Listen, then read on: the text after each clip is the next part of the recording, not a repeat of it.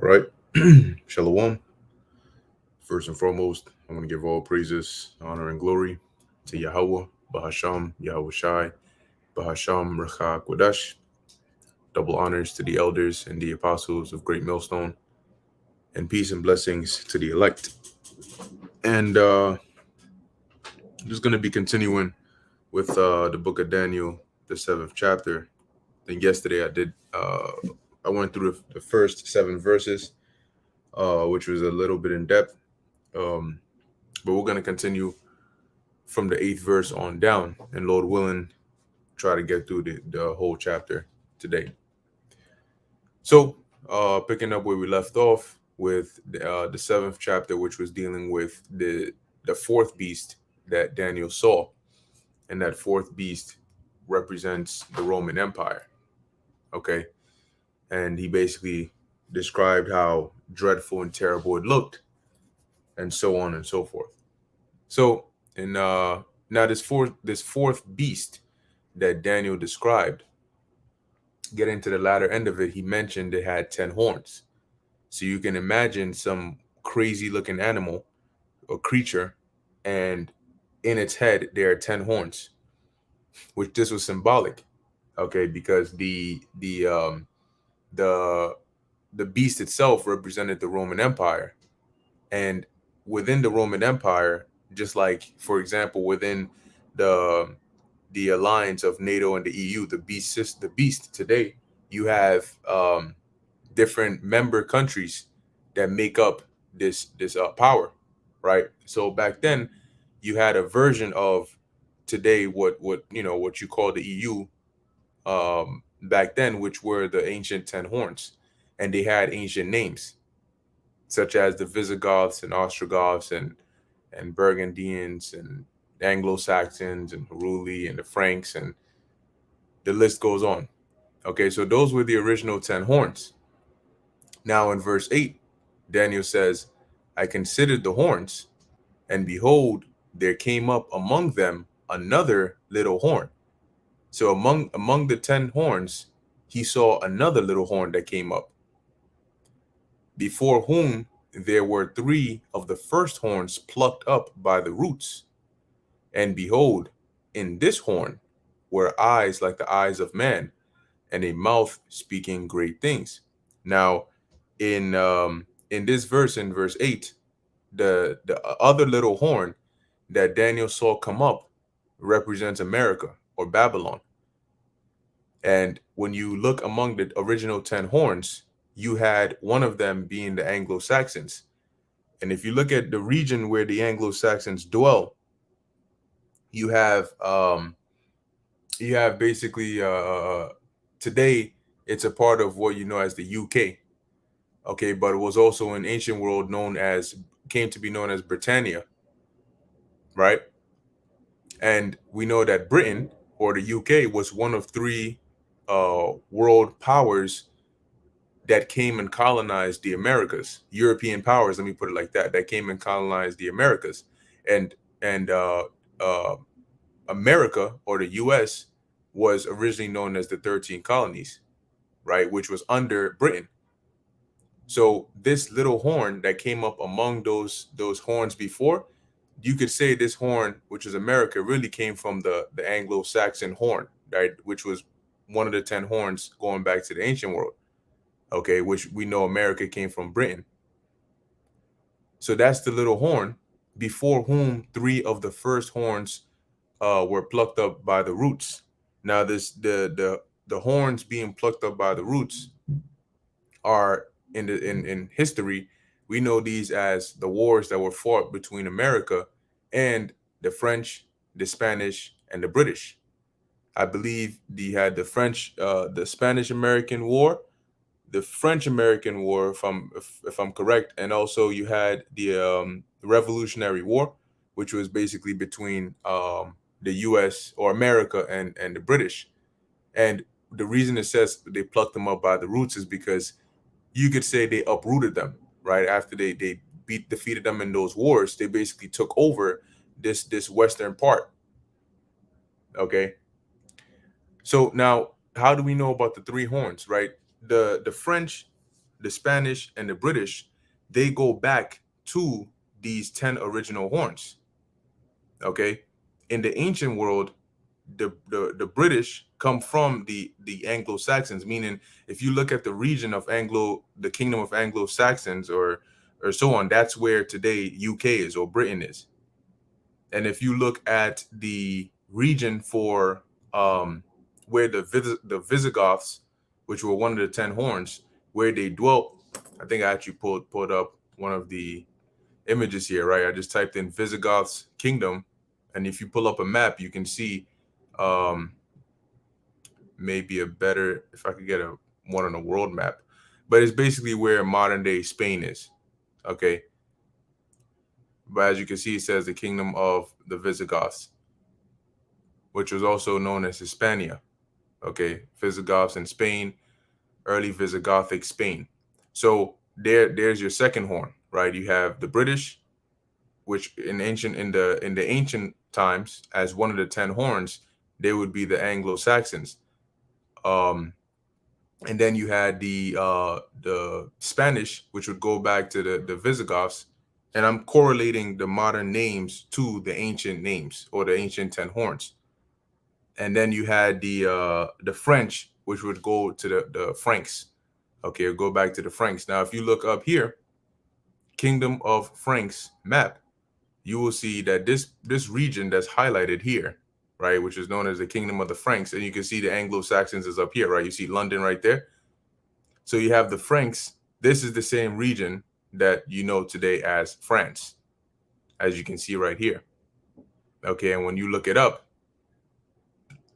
it'll tell you that basically the Franks established or what you know today as France, and even the name France is derived from the Franks.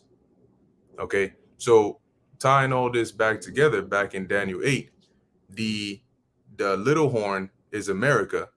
The three horns that it plucked up were the Spanish, the British, and the French.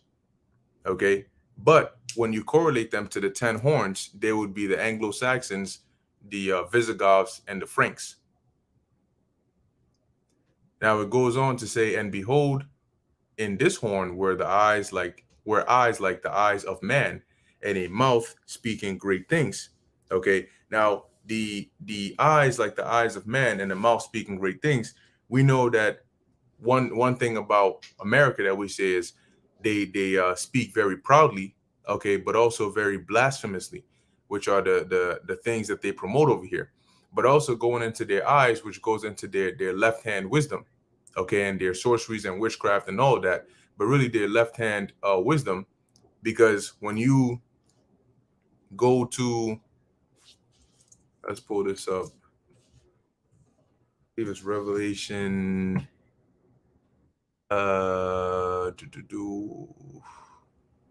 Yeah, Revelation chapter 5, Revelation 5 and 6, and it reads, and I beheld. Now, Revelation, the 5th chapter, is dealing with,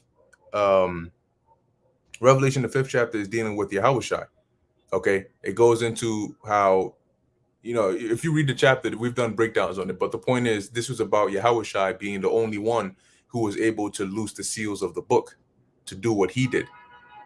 So in verse 6, it's speaking about Yahushua. As a matter of fact, let me start at verse 5.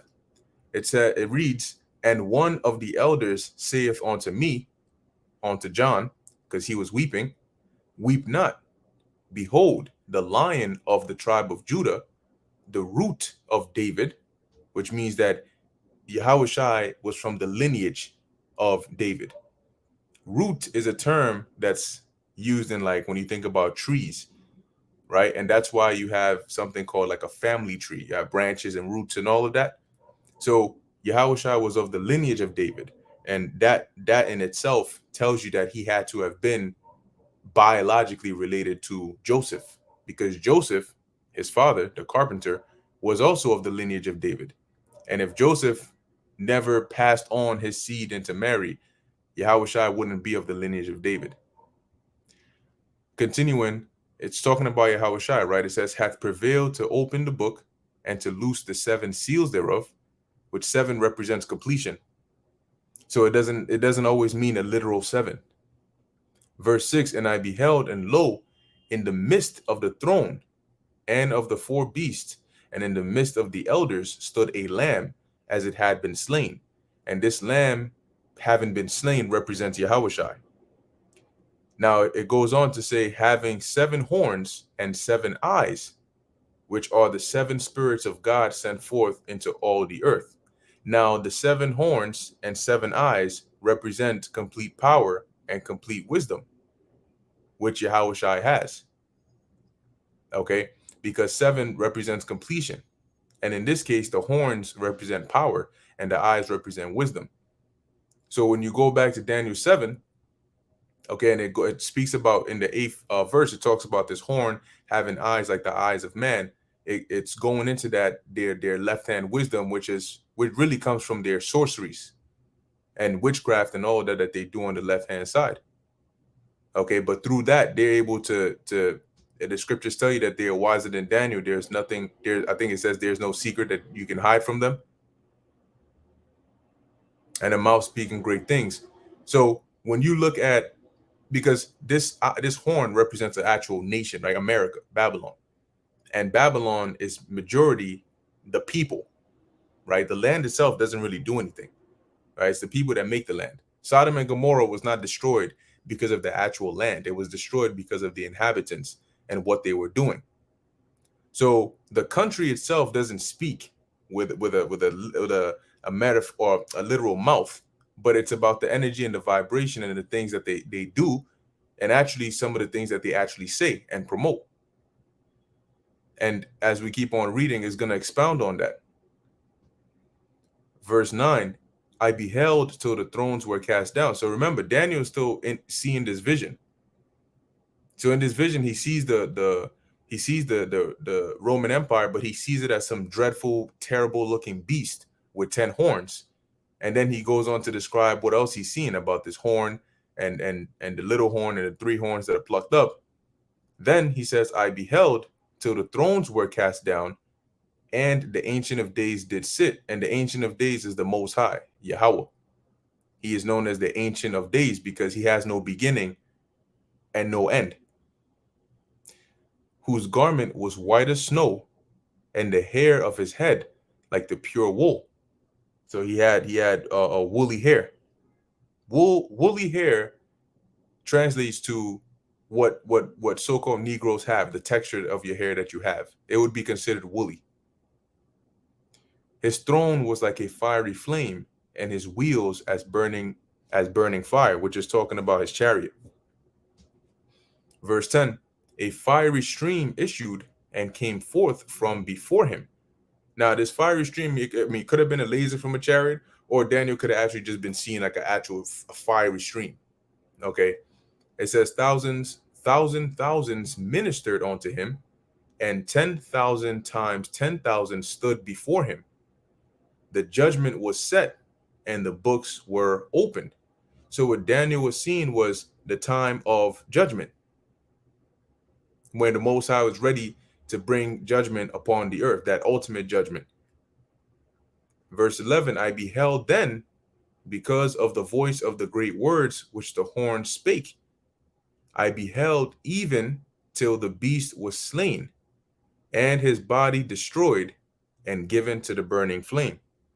Now, this beast that is in Daniel 7 and 11 is really talking about America, because America, we know, is what's going to be given to that burning flame, which is ultimately going to be the thermonuclear missiles and the lasers from the chariots. But in the process of that, the actual whole system, the beast system itself, will crumble. It will break down, because America is the woman that's riding upon that, the heart of it. But this America is actually what's going to be burnt up. Some might think that maybe this beast is correlating back to the 4th beast that Daniel was talking about, or that he saw in verse 7 or 8. Okay, but one of the verses above, because basically it talks about that beast and then it comes down and it says the beast, right? But in actuality, that beast in the verses above, talking about the Roman Empire went down. But it came back again, but today is known as America. Okay, if you can understand that.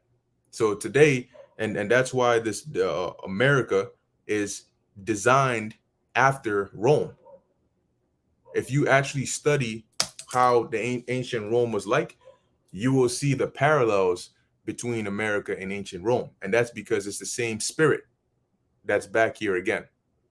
Okay, but in Daniel 7:11, that beast that's going to be slain and his body destroyed and given to the burning fire, that's going to be when America is destroyed.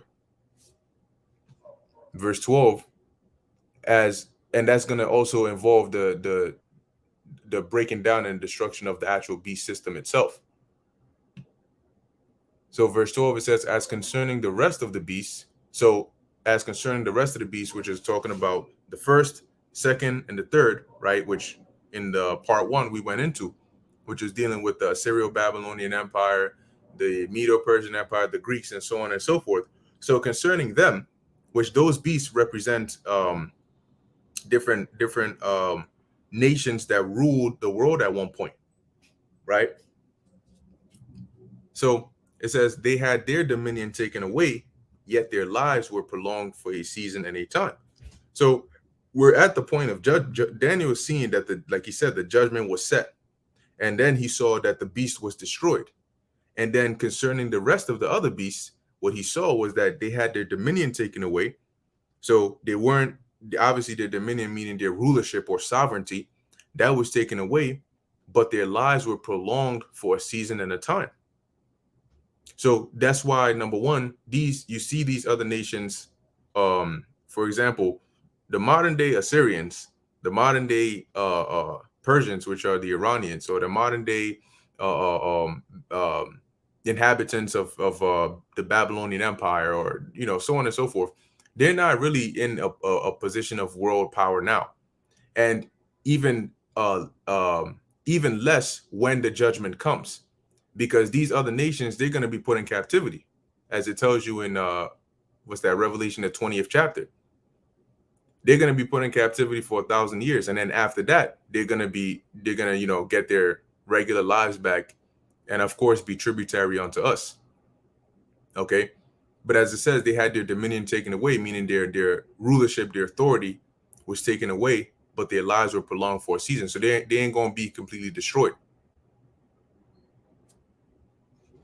Verse 13, I saw in the night visions, and behold, one like the Son of Man came with the clouds of heaven, and came to the Ancient of Days, and they brought him near before him. So now what Daniel is seeing in his vision is he's seeing the one that's like the Son of Man is talking about the Messiah, Yahushua. And he came with the clouds, which are chariots, right? And came to the Ancient of Days, which is the Most High. And they brought him near before him. So he's basically seeing Yahushua being brought to the Most High Yahweh.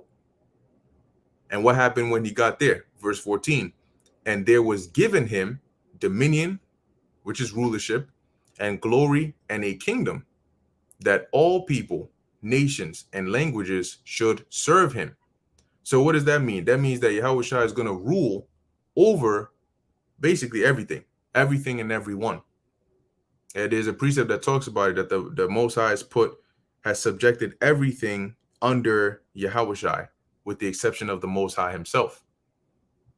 And that way, if everything is under Yahushua, and Yahushua is under the Most High, then everything is under the Most High. But as it goes on, his dominion is an everlasting dominion. So that's because ultimately, what dominion is that? That's going to be the kingdom of heaven, which is going to be here on earth. And as it says, it's going to be an everlasting dominion. So the kingdom of heaven is not going to be like these other kingdom when the Roman Empire ruled or the Assyrians ruled and they got taken down by this other nation. And that's not going to happen with the kingdom of heaven. The kingdom of heaven is going to be an everlasting, continuous dominion ruled by the Israelites, starting with Yahushua, which shall not pass away, and his kingdom, that which shall not be destroyed. So it's going to be an everlasting kingdom. Verse 15, I, Daniel, was grieved in my spirit in the midst of my body, and the visions of my head troubled me. So when Daniel, when he got this vision, he was messed up about it. He didn't understand it. It was confusing to him, and it was messing him up. So verse 16, I came near unto one of them that stood by and asked him the truth of all this. So what am I seeing here? Okay, what is this lion with eagle's wings? What is this bear with three ribs in its mouth? But more so, what I'm most interested in is what the hell was that fourth beast with the great iron teeth and all of that. What was that? So it says he told me and made me know the interpretation of the things, which was an angel that made it known to Daniel. These great beasts, so the first beast that you saw, right, which are four kings which shall arise out of the earth. Now don't get tripped up because it says the word kings over here. It's really talking about kingdoms. Okay, because the four beasts are not representing four individual kings. They're representing four kingdoms.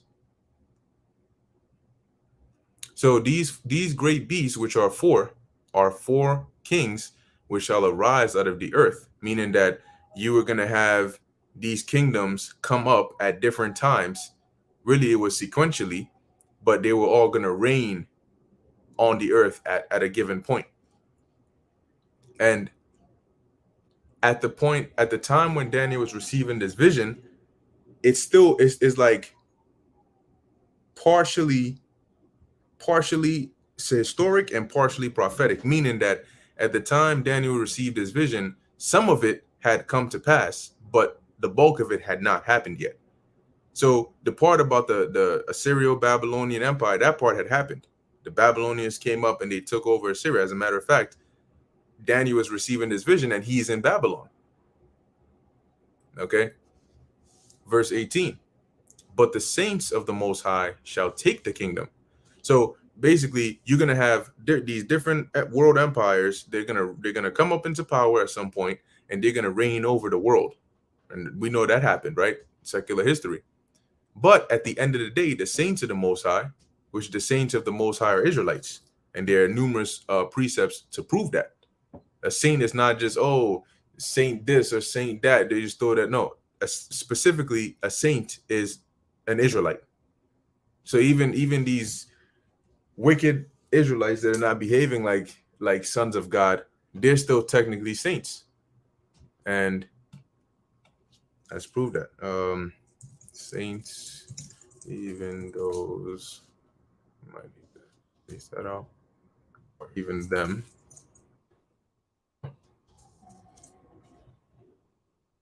All right, so here's one. Psalms 148 and 14. I think there's also one in Psalm 50 and 5, if I'm not mistaken. But it reads here, he also exalteth the horn of his people, the praise of all his saints, even of the children of Israel, a people near unto him, praise ye the Lord. So when it says even, it's putting emphasis on the point. That's why there's a semicolon after, right? It's expounding on that point. So the saints are referring to the children of Israel. Now going back to Daniel 7 and verse 18. So the angel is now telling Daniel, these empires are going to come up into power. They're going to reign, but the saints, the Israelites, shall take the kingdom, which I believe when you look into that word there, take, it is it's not laquach, quabal, right? So you have the word here. Now, when it might be all the chapters in Daniel, but I know for the most part, like Daniel 8, Daniel 5, Daniel 7, when you look into the interlinear concordance, it'll first take you to the Aramaic version. And then when you look here, it'll tell you corresponding to, which will take you to the Hebrew. Aramaic is like a dialect of Hebrew. Okay. So when you look at the Aramaic, you have Qobal, which also goes to the Hebrew word Qobal. But sometimes the pronunciations or the spellings are slightly different from the Aramaic to the Paleo Hebrew. Okay. So you have here Qobal, it says here to receive, right? It says Aramaic corresponding to, and then this is the Hebrew version. Same thing, quabal, to take, receive, to accept, right? But at the end of the day, we're gonna take the kingdom, right? And when you take something from someone, technically you've also received it. Okay, it has now come into your possession. And as a matter of fact, this is also the same word in Daniel the fifth chapter when it talks about how Darius the Mede took the kingdom. That word there is, I believe, it's also kabal, which is to receive or to accept. All right, which could also mean, as it says here, to take. Let's see if it shows up on here. Okay, they don't have it on here, but maybe I'll search it anyway. Is Daniel 5 and 31.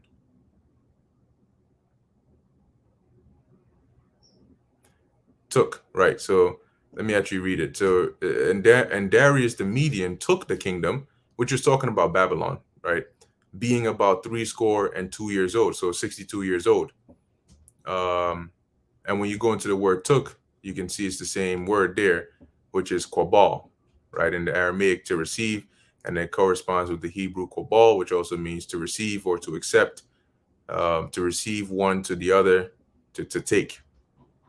Okay, so let's go back to Daniel 7 and verse 18. So what's verse 18 basically saying? That we're going to come up into power. And that's going to be the beginning of the kingdom of heaven. As it says, and possess the kingdom, right? So the dominion, the rulership, forever, even forever and ever. Then I would know the truth of the fourth beast. So Daniel's like, okay, now I understand what the first three beasts are. You're telling me they represent different kingdoms that will come up and reign. You're telling me that also we are going to get to reign forever and ever. But I want to know about the fourth beast. What was that? Because that one looked very different from all the other ones that I saw. So that's what he's saying here in verse 19, right? Then I would know the truth of the fourth beast, which was diverse, meaning different from all the others. So this one was very different. So what was this about? Exceeding dreadful, whose teeth were of iron, and his nails of brass, which devoured, brake in pieces, and stamped the residue with his feet. And this is talking about the Roman Empire and the fierceness of the fierceness and strength of their military, which they were able to use to conquer and subdue all the nations that were round about them. That's what it means by breaking in pieces and stamping the residue with his feet. When somebody's under your feet, that means you have total control over them. You're above them. You've stomped them out, so to speak. If there was a fight and you came late to that fight, and when you got there, you saw one person standing and another person under that person's foot, meaning this person had his foot on the other person, maybe their neck or their chest or whatever. I mean, common sense tells you that the fight didn't begin that way. There was some conflict, some violence, some war, something that happened in order for this person to end up under the other person's feet. The dude didn't just see him and just lay down under his feet. So that means this person must have been stronger, and he whooped this guy's ass, defeated him, and subjected him. That's how you end up under somebody's feet. So when it says that they stamped the residue with their feet, that means they took them over, whether by consent or conquest. Because another fun fact about the Romans is the Roman Empire did not always conquer their enemies with war. And that's because they understood that when you have a lot of enemies that are conquered with war, they become bitter, right? And it becomes, you are reigning over these people basically with an iron fist, and they tend to build resentment, and eventually they revolt, and you have a lot more revolts that you have to deal with. So you can have that, or like the Romans did, as they started to expand, what they would do is they would assimilate, and maybe a better word would be they would sort of offer these nations, hey, you be subject unto us, you be tributary unto us, we'll make you a province, and we'll set up consoles and stuff like that in here, but we will also offer you citizenship, right? That's how Paul was a citizen. So Paul was a citizen of Rome. He was a Roman citizen, but Paul wasn't born in Rome. So how did he gain that citizenship? Because that's one of the things that the Romans did as they conquered. They would offer citizenship. If you were willingly gonna subject to them, then they didn't need to be violence. You would be tributary. You would know your place, right? And you would do what you got to do. And when they did that, it basically fostered that relationship of, okay, I'm over you, but you're not really looking at it as, damn, I'm waiting for the chance where I'm gonna revolt against this guy. Now, and some, don't get it twisted, there were still places that they took over that were like that. That's always how it is, because Rome wasn't an absolute power. You know who's gonna be an absolute power? Yahweh Shai and the kingdom of Israel, starting with the elect. So at that point, it doesn't matter who we conquered. Nobody's ever gonna be able to revolt. Okay, but that's also one of the ways that the Roman Empire, did their expansion. One of the methods or tactics that they used. Yeah, that's right. America is Mystery Babylon. Yep, that's correct. Okay, so continuing on, verse 19. So as Daniel was talking, he said, I want to know what's this fourth beast. Verse 20, and of the 10 horns that were in his head. So yeah, this fourth beast that looked all crazy, which had 10 horns in his head, what was that? And of the other which came up, and then that little horn that came up, what's that about too? Before whom 3 fell, even of that horn that had eyes, and a mouth that spake very great things, whose look was more stout than his fellows. Now, when you look into the word stout, if you look into it, if you look at a modern definition of the word stout, like in Google, if we type in here stout, it's gonna tell you something like this: somewhat fat or of a heavy build, plump, fattish, portly, okay, pot-bellied, chunky, heavy built. So thick, right? Thicker or bigger. And but if you look at it, if you look at the word stout in the online etymology dictionary, the root meaning, one of the definitions you see here is proud and haughty. Okay, which fits America, right? Stately, proud. That fits this horn, this little horn that Daniel is inquiring about, that had those eyes and a mouth speaking great things. Okay, whose look was more stout than his fellows. Okay, and when you look into the word fellows, it tells you. Let's pull it up. It says here allies or friends, and that's really what a fellow is, right? Your fellow brethren, your fellow yokeman. See, it says here associate, fellow, companion. Now here's an example of what I was mentioning earlier. This is the Aramaic, and you can see the word there is different. You have what's that? Chabra or chabara, and then when you go into the Hebrew, but you can see the spelling is different here, because this is a ha, but it's likely a silent ha at the end, right? Ra, like how you have Yahweh. So Yahweh has a ha at the end, but you drop the a, and you merge the wa and the ha, so you get wa, Yahweh. So now you have, going into the Hebrew, you have chabar, right? Which is the actual word there. So it says for fellow, and you have associate, companion, friend, comrade, fellow. And when you look at the friends or comrades or fellows of America, which is the little horn, they are the proudest of them all. They're as proud as they go. So verse 21, I beheld, and the same horn made war with the saints. So like, let me see if yeah, okay, I'm on the right track. So verse 21, I beheld, and the same horn made war with the saints and prevailed against them.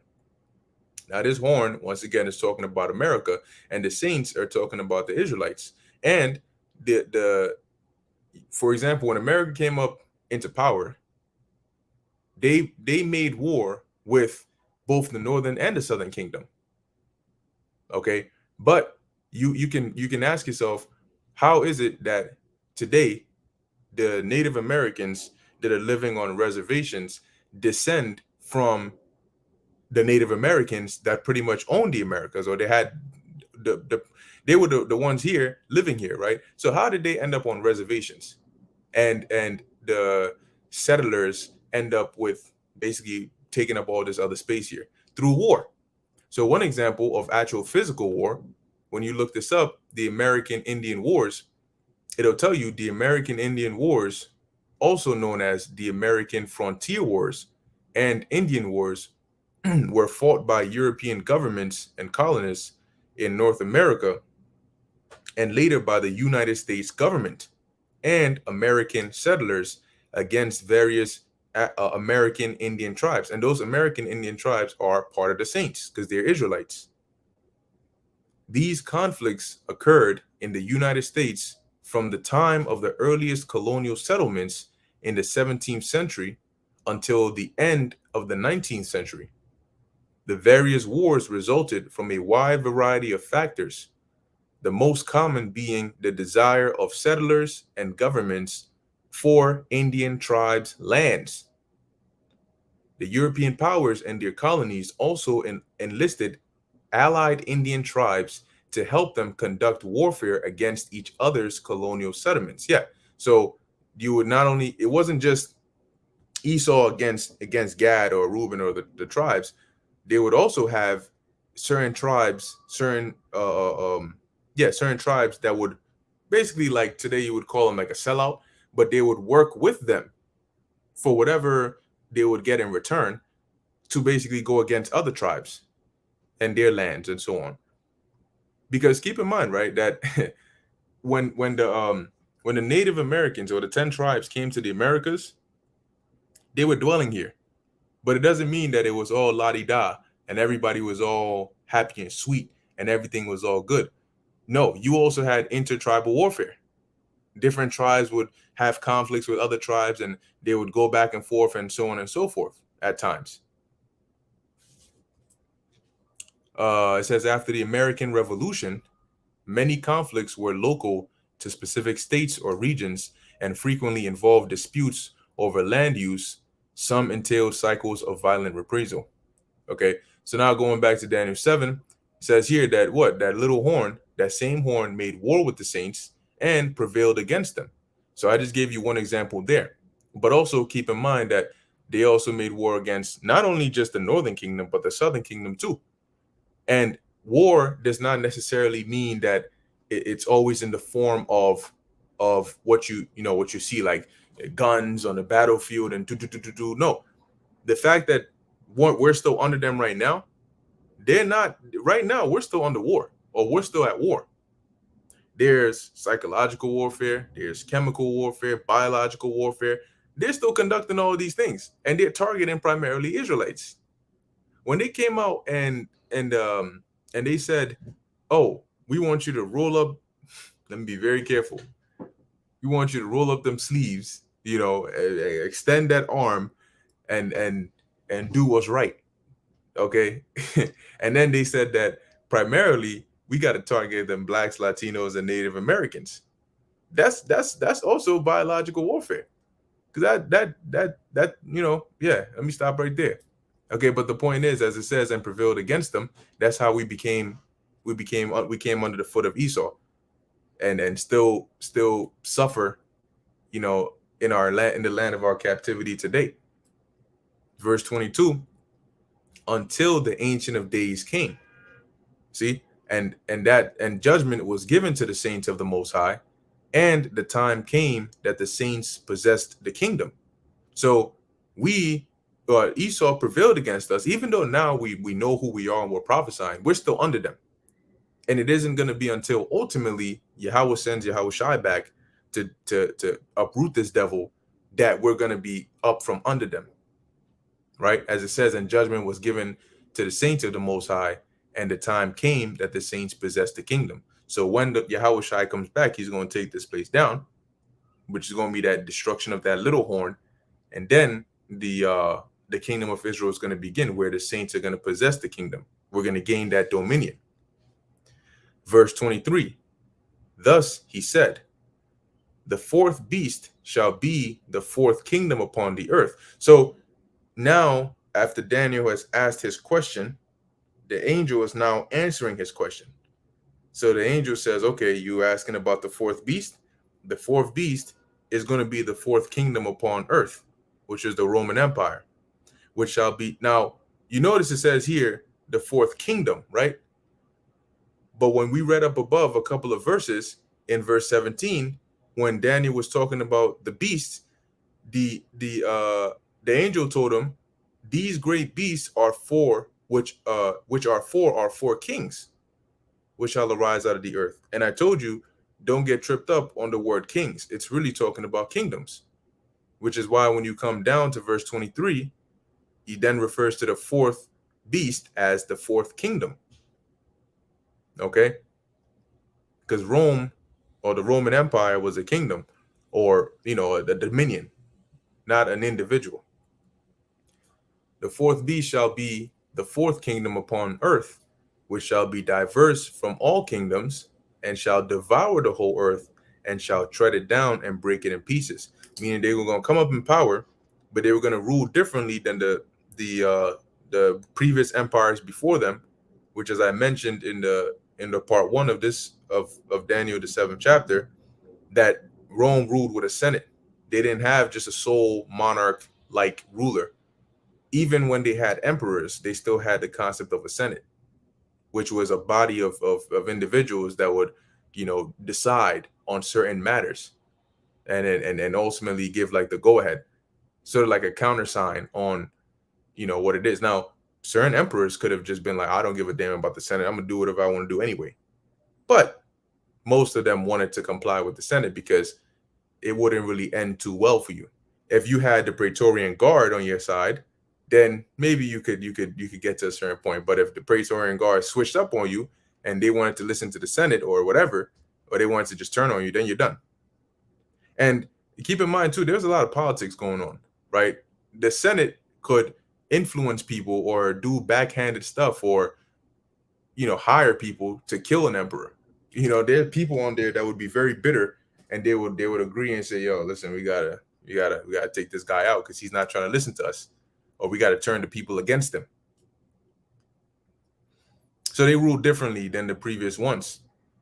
All right. And it says, shall devour the whole earth, which really meant the known world at the time, and shall tread it down and break it in pieces.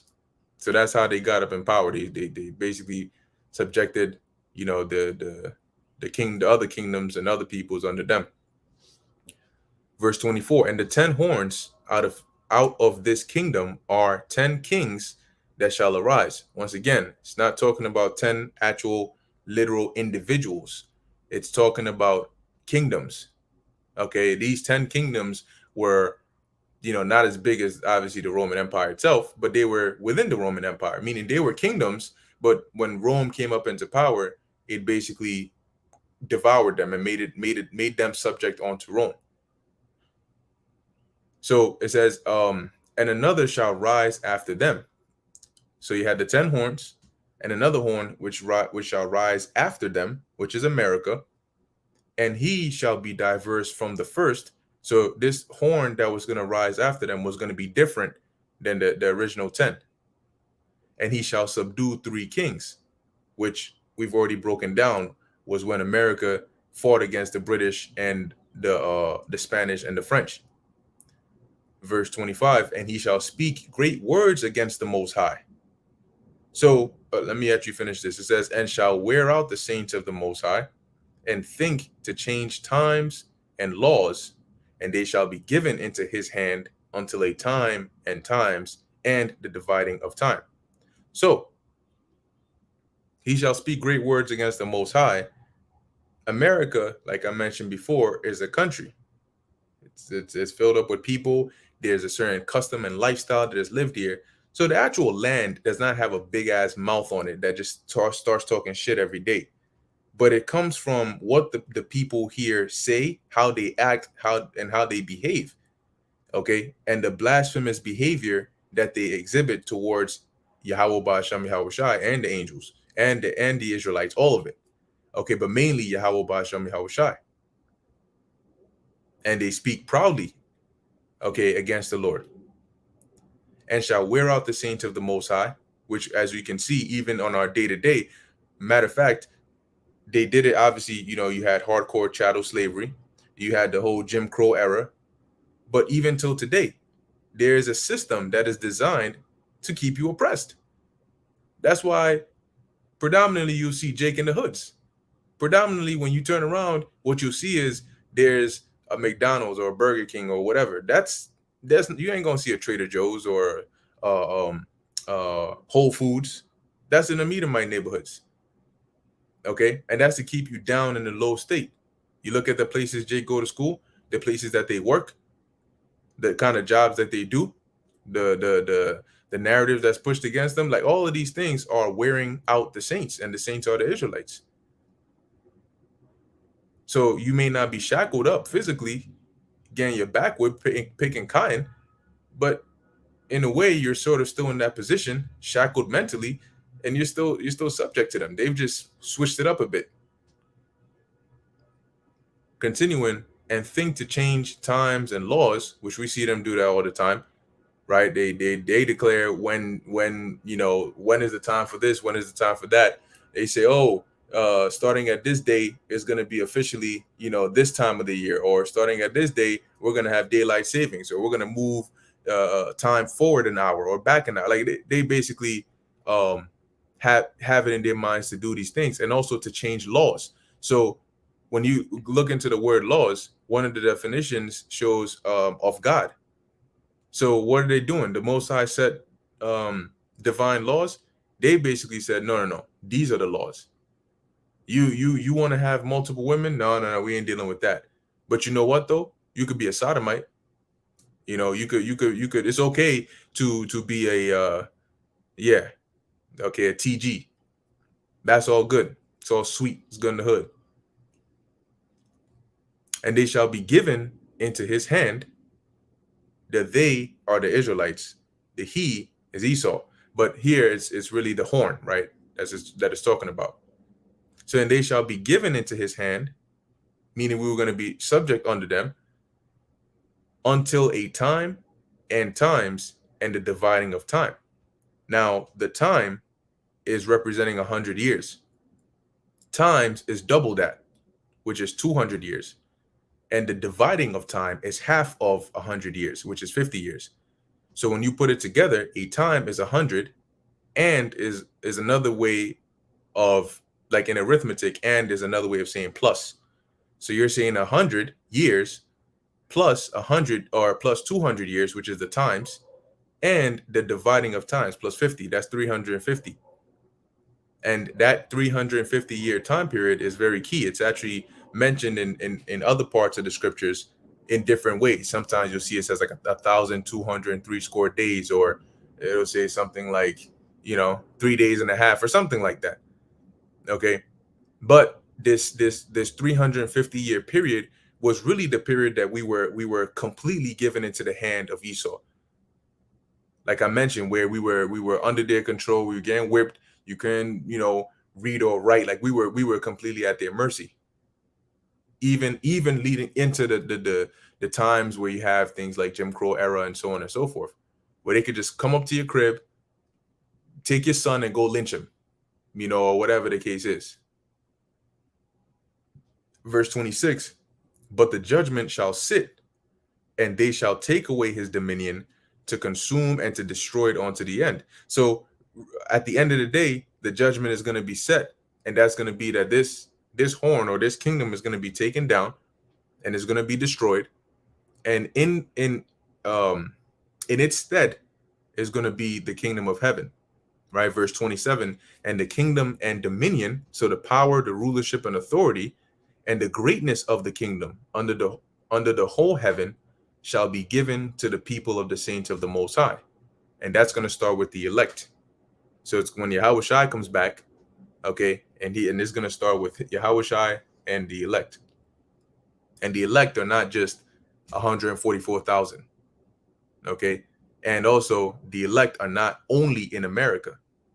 The elect are all the Israelites that have been elected or chosen to be delivered by the Heavenly Father. So continuing, it says, he shall be given to the people of the saints of the Most High, whose kingdom is an everlasting kingdom, meaning it's never going to go down, it's never going to be destroyed. And all dominions shall serve and obey him. Who? Yahushua. Hitherto is the end of the matter. As for me, Daniel, my cogitations troubled me, and my countenance changed in me, but I kept the matter in my heart. So that was the vision that he got. That was the interpretation that the angel gave him. And that's basically what Daniel's input on it was. So what's Daniel, the 7th chapter, really talking about as a whole? It talks about the different empires, the different world empires that would rule, starting with the Assyrians, Babylonians, Medo-Persians, Greeks, Romans. And then it goes into talking about how you're going to have, after the Romans, you're going to have America that's going to come up. It talks about the different wars that America had with the European powers, right? The French, the Spanish, the British. It talks about how the Israelites were going to be subject here, okay, for a period of time, but also how after all of that, the Most High is going to bring judgment. He's going to destroy this place, and we're going to get the kingdom of heaven. Overall, that's pretty much what it's talking about in so many, to put so many words into few. And that's pretty much Daniel, the 7th chapter. So, Lord willing, that was edifying to the elect. I'm pretty much going to stop here.